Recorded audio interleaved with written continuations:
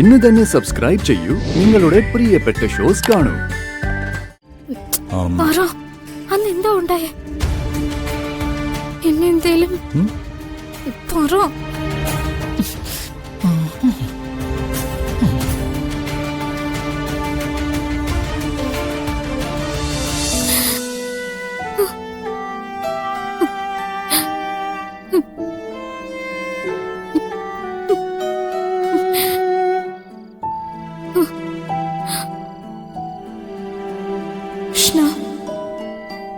എന്റെ മനസ്സിലെന്താ വീണ്ടും വീണ്ടും ഇങ്ങനത്തെ ചിന്തകൾ വരുന്ന?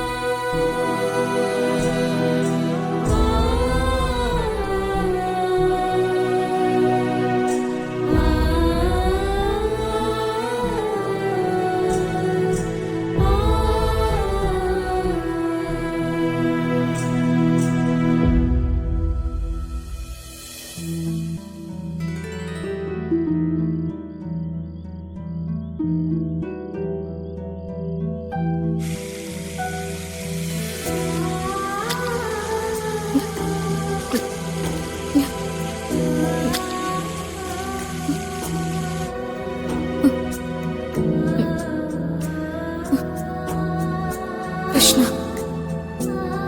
തെറ്റായ ചിന്തകൾ എന്റെ മനസ്സിലേക്ക് കൊണ്ടുവരല്ലേ. അന്നങ്ങനെ ഒരുമിച്ച് കിടക്കേണ്ടി വന്നത് വരുണിന്റെ മനസ്സിൽ നിന്ന് മായച്ചു കളഞ്ഞേ.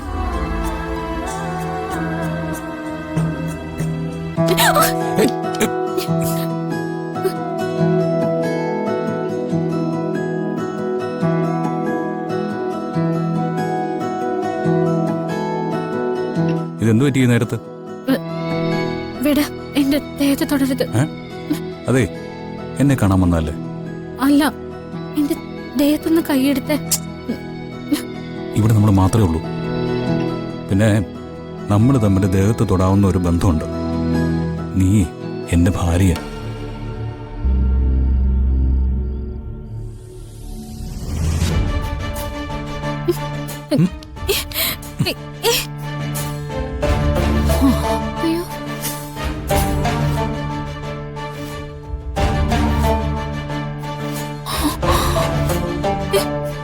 ഞാൻ വിളിച്ചു പോവേ. വിളിച്ചോ, എല്ലാവരും വന്ന് കാണട്ടെ. നീ എന്റെ ആഗ്രഹവും അത് തന്നെയാ. ഈ എതിർപ്പൊന്നുമില്ലാതെ ഒരു രാത്രി മുഴുവൻ നിന്റെ തൊട്ടടുത്ത് നിന്നോട് ചേർന്ന് ഞാൻ കിടന്നു.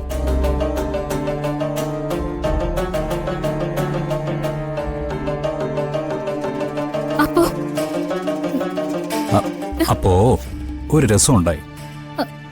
അതെന്താ? എന്താന്ന് പറ.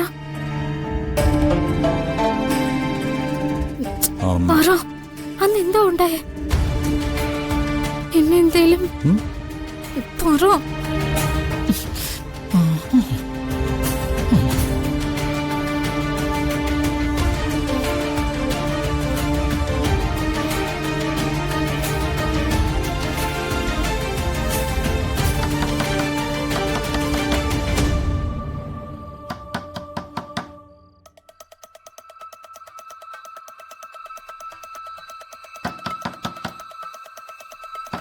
ആരാ ഈ നേരത്ത്?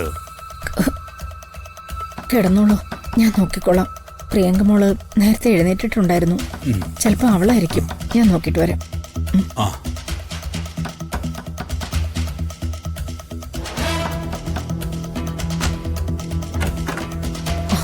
എന്താ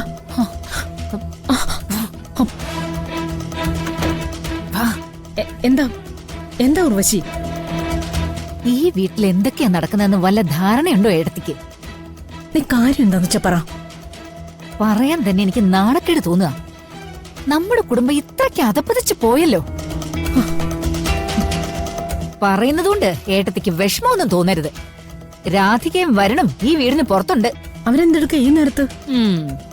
ഞാൻ പറഞ്ഞാ ഏട്ടത്തി വിശ്വസിക്കില്ല. ഏട്ടത്തി നേരിട്ട് വന്ന് കാണുക തന്നെ വേണം. കാര്യം എന്താണെന്ന് പറയൂ ഉർവശി. അരുതാത്തതാ അവിടെ നടക്കുന്നത്.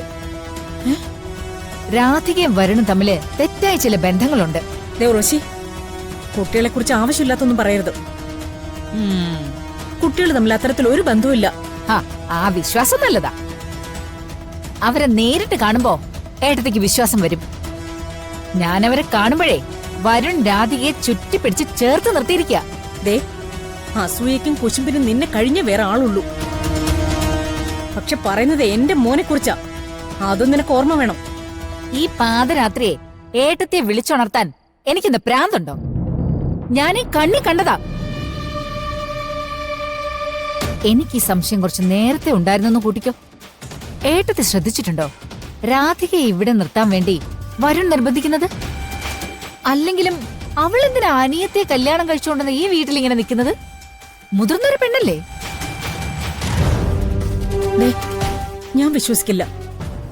എങ്കി ഏട്ടത്തി വാ, മനസ്സൊന്ന് കല്ലാക്കി വെച്ചോ. അല്ലെങ്കിൽ മോനെ അവളെയും കാണുമ്പോ തളർന്നു പോവും. ശരി ശരി, നീ വാ. നീ പറയുന്ന പോലെ രണ്ടുപേരും അവിടെ ഇല്ലെങ്കിൽ എന്റെ സ്വഭാവം മാറും, പറഞ്ഞേക്കാം. അവരെ കണ്ടില്ലെങ്കിലല്ലേ? ഏട്ടത്തി എന്ത് പറഞ്ഞാലും എനിക്ക് ഒരു കുഴപ്പമില്ല. ഏട്ടത്തിങ്ങി വന്നേ. ഇന്ന് ഇതിനൊരു പരിഹാരം ഉണ്ടാക്കിയില്ലെങ്കിൽ ശരിയാവില്ല. കല്യാണം കഴിച്ച പെണ്ണ് മുറി കിടന്ന് ഉറങ്ങുമ്പോ അവളെ ചേച്ചിയും കൊണ്ട് ഈ വീടിനകത്ത് കിടന്ന് വൃത്തിയിട്ട് കാണിക്കാന്ന് വെച്ചാല് ചേച്ചി ഒന്ന് വന്നേ. വാ വാ.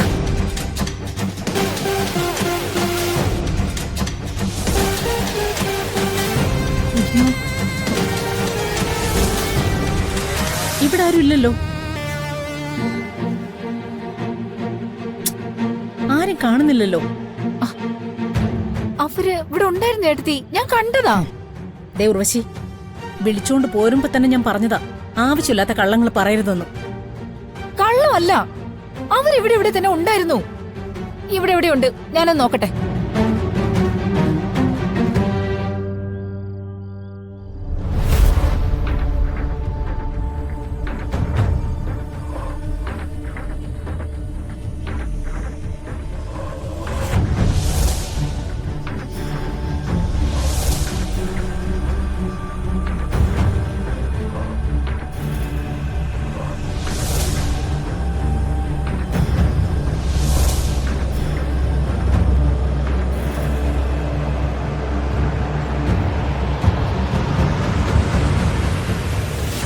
കണ്ടോ നീ? ഏട്ടത്തേക്ക് ഞാനിത് തെളിയിച്ച് തരുമെന്ന് പറഞ്ഞാൽ തെളിയിച്ച് തന്നിരിക്കും. ഒരു കാര്യം ചെയ്യാം, ഏതായാലും അവരകത്തേക്ക് കേറിയിട്ടില്ല. നമുക്ക് അവള് കിടക്കുന്ന മുറിയിലൊന്ന് കയറി നോക്കാം. വേണ്ട, നിന്നെ പോലെ എനിക്ക് ഭ്രാന്തില്ല. ഏട്ടത്തിയോട് വരാൻ പറഞ്ഞില്ലേ? മുറിയിൽ അവളില്ലെങ്കിൽ അതിനർത്ഥം അവള് പുറത്തെവിടെ ഉണ്ടെന്നല്ലേ? അത്രയെങ്കിലും വിശ്വസിക്കാലോ. ഏട്ടത്തി, നമ്മളെ അവര് കണ്ടപ്പോ അവര് മറഞ്ഞു നിൽക്കുന്നതാ. അവളുടെ മുറിയിൽ പോയി പരിശോധിച്ചേ പറ്റൂ.